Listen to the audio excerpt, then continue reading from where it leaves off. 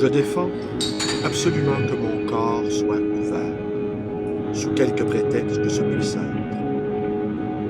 Je demande avec la plus vive insistance qu'il soit gardé 48 heures dans la chambre où je décéderai, placé dans une bière de bois qui ne sera clouée qu'au bout des 48 heures prescrites ci-dessus, à l'expiration desquelles la dite bière sera clouée.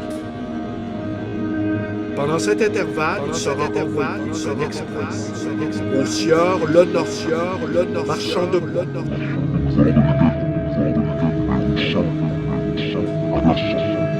pour le prier de venir lui-même, une charrette, chercher mon corps pour être transporté sous escorte dans la dite charrette, au bois de ma terre, de la commune démancée, près Épernon, où je veux qu'il soit placé, sans aucune espèce de cérémonie, dans le premier taillis fourré qui se trouve à droite dans le dit bois, en y entrant du côté de l'ancien château. La fosse pratiquée dans ce taillis sera ouverte par le fermier de la malmaison, sous l'inspection de Monsieur Lenormand, qui ne quittera mon corps qu'après l'avoir placé dans la dite fosse. Il pourra se faire accompagner dans cette cérémonie, s'il le veut, par ceux de mes parents ou amis, qui, sans aucun et ne de m'oublier,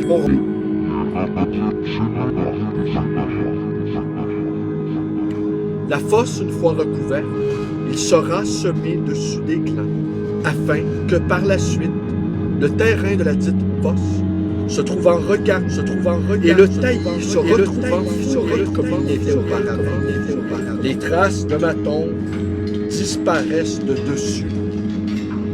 La surface de la terre, comme je me flatte que ma mémoire s'effacera de l'esprit excepté néanmoins du petit nombre de ceux qui ont bien m'aimer jusqu'au dernier moment, et dont j'emporte un bien souvenir fait à Charenton, Saint-Maurice, en état de raison et de santé, ce 30 janvier 1800.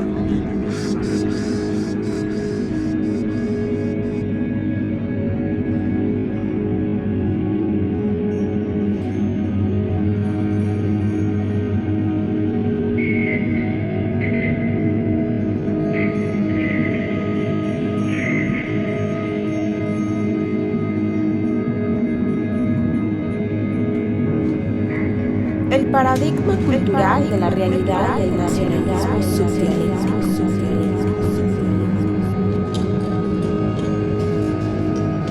El tema característico del ensayo de Wilson sobre paradigma, cultura de la realidad, no es materialismo, sino submaterialismo.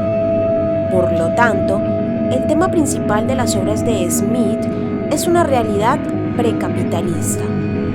Cameron implica que tenemos que elegir entre subdialéctica, nacionalismo y apropiación.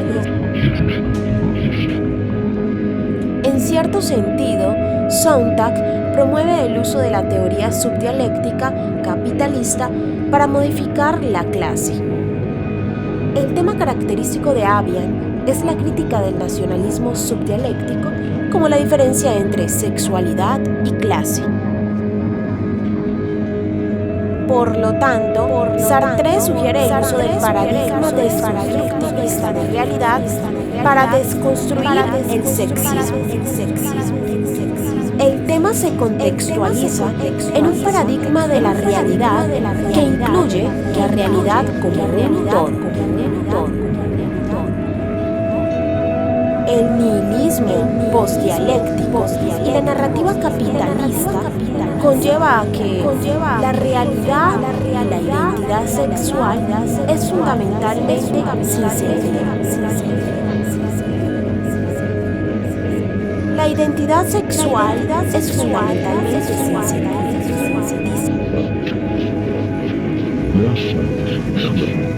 La identidad es fundamentalmente sinceridad y sin el género. el absurdo de la identidad sexual, podría decirse que sí es capitalista. Las obras de Joe son un ejemplo de marxismo autojustificado. Una abundancia de modernismos relativos al paradigma del consenso. Por lo tanto, utiliza el término narrativa capitalista para denotar el papel del artista como poeta. Sugiere que tenemos que elegir entre la teoría postcapitalista y el discurso constructivista.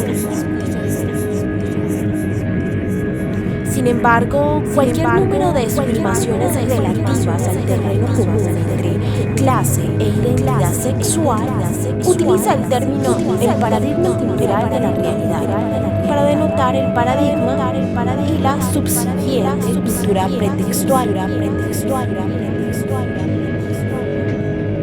Pero si la narrativa capitalista debemos elegir socialismo y marxismo capitalista como principal sobre el papel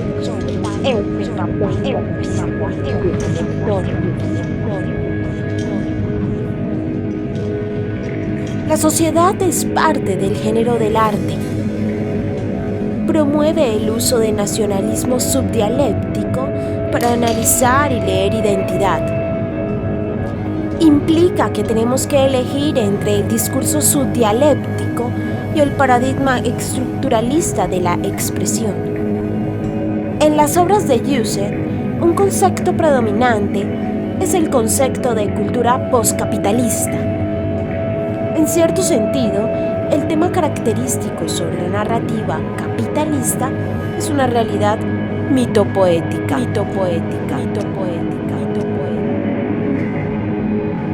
Se sugiere el uso del nacionalismo subdialéctico para desafiar jerarquía.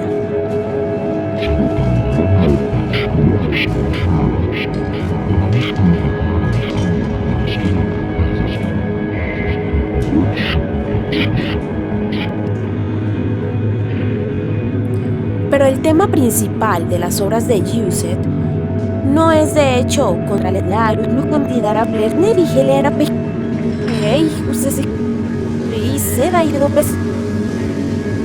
dale verresedo si no están leyendo aquí el usar los subsidios anuano si la es lo soponis si la es realidad y el surrealista subestructuralista paradigma de la narrativa.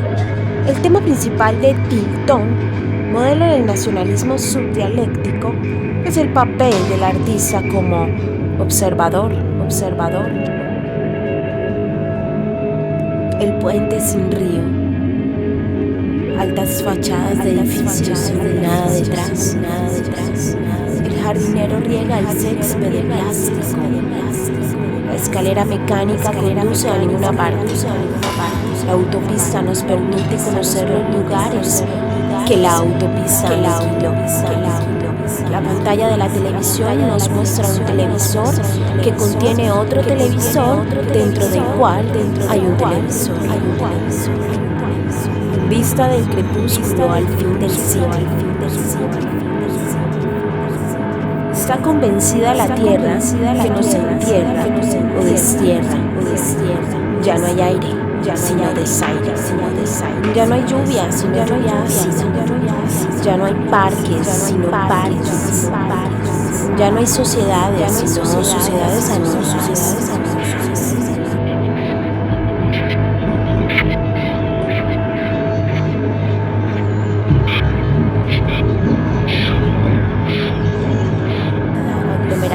En lugar de ciudades. No hay personas, sino personas. No hay realidades, sino publicidades. No hay visiones, sino televisores. La ecología parece de plástico. Lecciones de la sociedad de consumo. El suplicio de Tantal atormenta a los pobres, condenados a la sed y al hambre. Están también condenados a contemplar los manjares que la publicidad ofrece.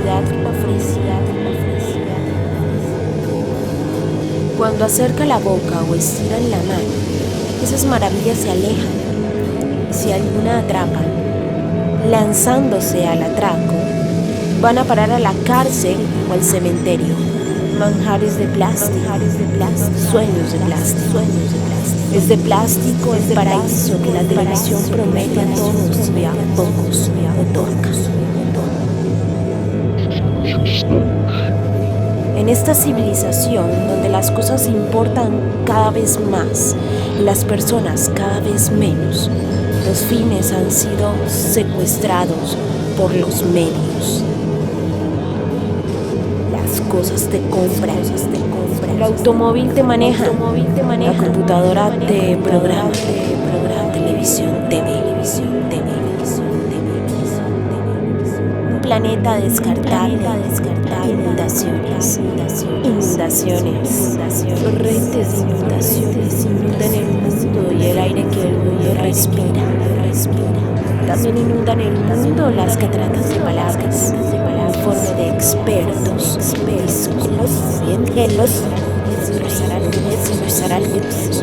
acuerdos internacionales que nadie cumple y otras expresiones de la preocupación oficial.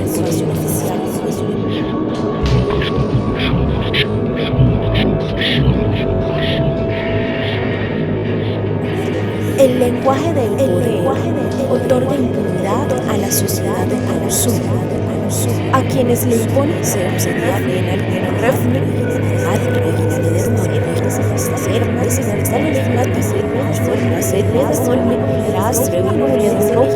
levantan remedios y consuelos. Los expertos del medio ambiente que se reproducen como conejos se ocupan de envolver a la ecología en el papel celofán de la ambigüedad.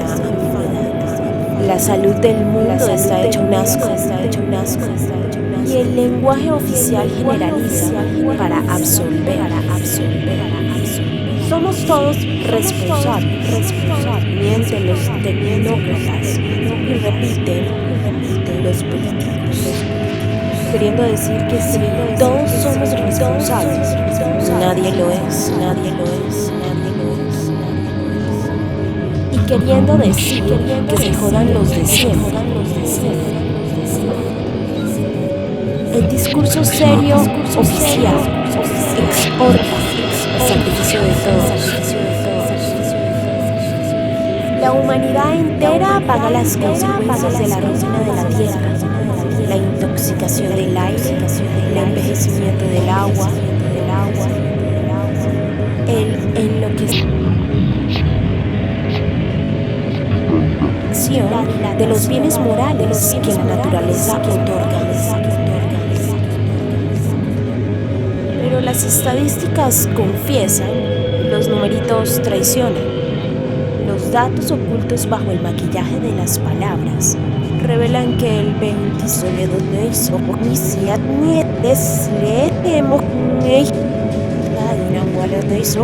crímenes contra la naturaleza.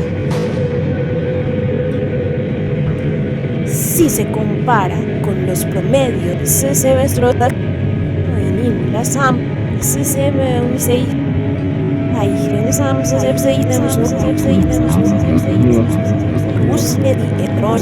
más papel y 13 veces más hierro.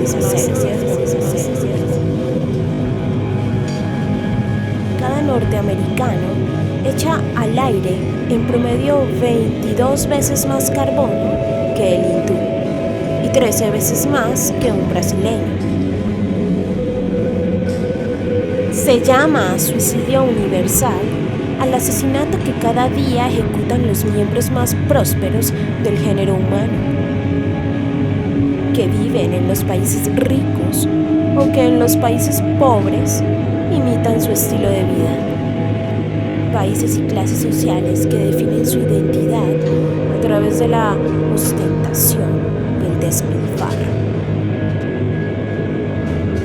La difusión más pura de los modelos de consumo y posible fuera, un pequeño inconveniente que necesitaría 10 planetas para que los transportes pudieran tanto que la continua experiencia.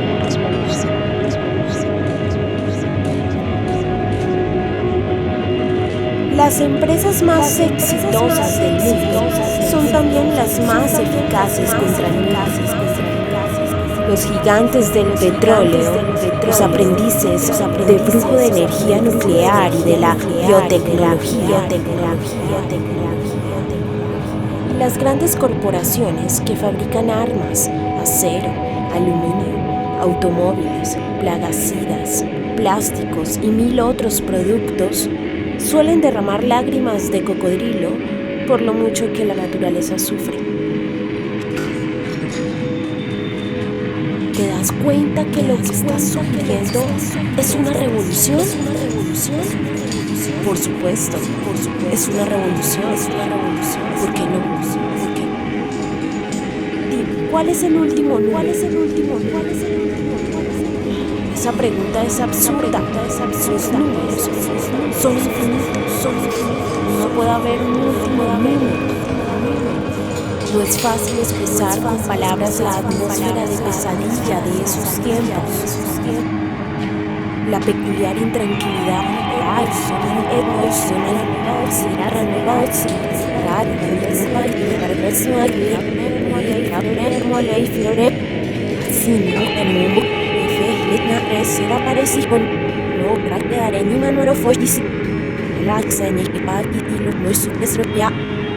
Nusa oshne nusa unai vadot latitilo paisare lotniel arretalmine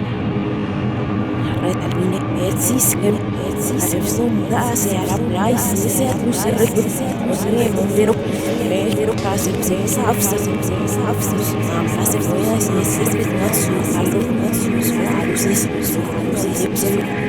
Ai matnavat se ur se que esté, me parece solamente parece natural, demasiado natural en Barcelona.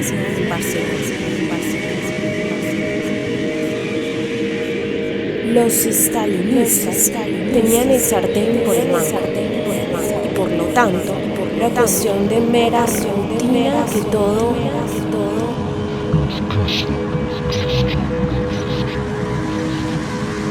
era como si alguna gigantesca inteligencia malvada estuviese flotando por encima de la ciudad.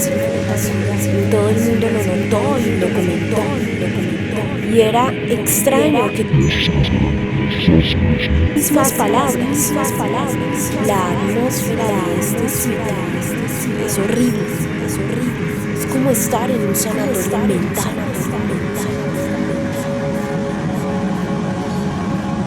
Pero siempre, no olvides esto. Siempre estará la borrachera, siempre creciendo, siempre haciéndose más sutil. En cada momento estará la emoción de la victoria, la sensación de pisotear a un enemigo que está indefenso. ¿Quieres una visión del futuro? Imagina una bota aplastando a un rostro humano para siempre.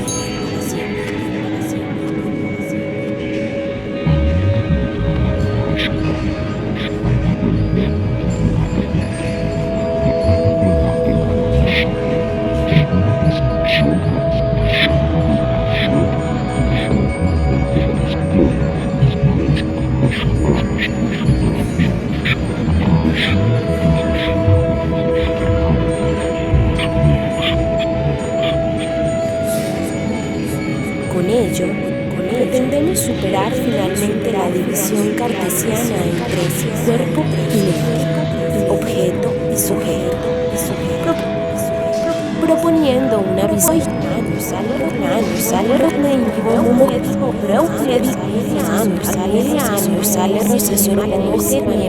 opera entre lo molecular y bacteriano, a través de lo individual y psíquico hasta lo social, planetario y cósmico, en otras dimensiones de la experiencia. No es posible trazar un mapa de la totalidad o los límites,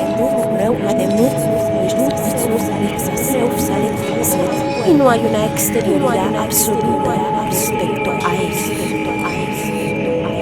Aunque pueden gravitar en torno a nodos provisionales que dan cuenta de un perspectivismo inmanente y de la formación de relaciones de poder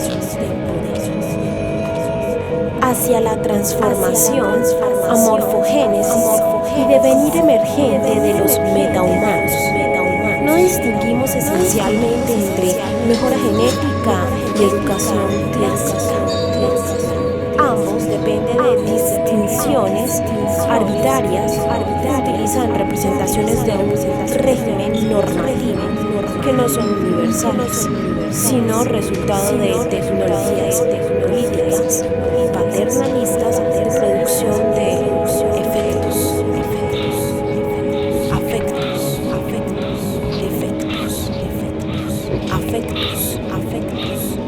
Entendemos los procesos de transformación del metahumano como modos fluidos de amorfogénesis del cuerpo relacional, siendo todos ellos sujetos a crítica permanente. El imperio los había arruinado económicamente con su dilatación de la riqueza pública, con las grandes estafas financieras que fomentó y con el apoyo prestado a la concentración artificialmente acelerada del capital que suponía la expropiación de muchos de sus componentes. Los había oprimido políticamente y los había arruinado moralmente con sus orgías. Había herido su voluntarismo al confiar la educación de sus hijos a los fieles e ignorantes. Se había sublevado su sentimiento nacional de grandeza al lanzarlos a su precipitada